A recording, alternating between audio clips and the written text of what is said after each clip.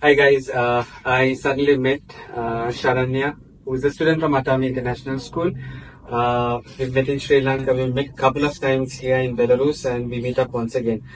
Saranya கொஞ்சம் தமிழ்ல பேசுவோம். Saranya, உங்களுக்கு வந்து மெடிசின் படிக்கிறதுக்கு என்ன மோட்டிவேஷன்? மெடிசன் படிக்கிறதுக்கு சின்ன வயசுல இருந்து எனக்கு ரொம்ப பிடிக்கும். அண்ட் அம்மாட ஆசை அது. அண்ட் அது அப்படியே என்னோட ஆசையாகி இப்போ அதுதான் என்னோட எல்லாமே. ரைட். ஷார்ட்ல உங்களோட எக்ஸ்பீரியன்ஸ் எப்படி இந்த தமிழ்ல சொன்னாங்க? அதாவது இலங்கையில இருந்து வந்து பிகாஸ் நீங்க லோன் பேக்கிறீங்க, எங்க பேரண்ட்ஸ் அம்மாவோட இல்ல, அந்த மாதிரி நீங்க சொன்னா ஒரு எக்ஸ்பீரியன்ஸ் எப்படி? முதல்ல இங்க வந்தப்போ உண்மையா அம்மா ரொம்ப மிஸ் பண்ணேன். பிறகு போக போக ஸ்டடீஸ் எல்லாம் நிறைய கூட டைம் மேனேஜ் பண்றத பத்தி நிறைய கத்துக்கொண்டேன்.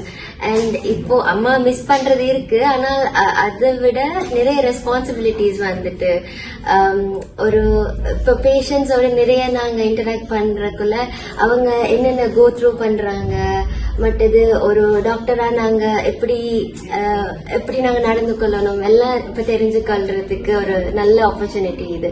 சோ நீங்க ஸ்ரீலங்கால இருக்கிறவங்க எல்லாம் மெடிசின் படிக்க ஆசைப்படுறவங்க இங்க கண்டிப்பா வரலாம். உங்களோட ஹோம் டவுன் எங்க? வத்தல. ரைட். சோ நீங்க ஐஎம்சி பத்தி எப்படி நீங்க சர்ச் பண்ணீங்க? ஐஎம்சி எனக்கு ஒரு ஃப்ரெண்ட் மூலியமா தான் தெரிய வந்தது.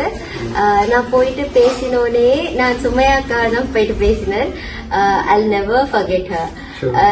இந்த லைஃப் பூராவும் அவங்களுக்கு ரொம்ப கிரேட்ஃபுல்லா இருப்பேன். ஏன்னா ஃபுல்லா எக்ஸ்பிளைன் பண்ணாங்க. அங்க இருந்து இங்க வரதுக்கான ப்ரொசீஜரா இருக்கட்டும், இங்க வந்த பிறகு என்னென்ன நடக்கட்டும் எல்லாமே எக்ஸ்பிளைன் பண்ணாங்க.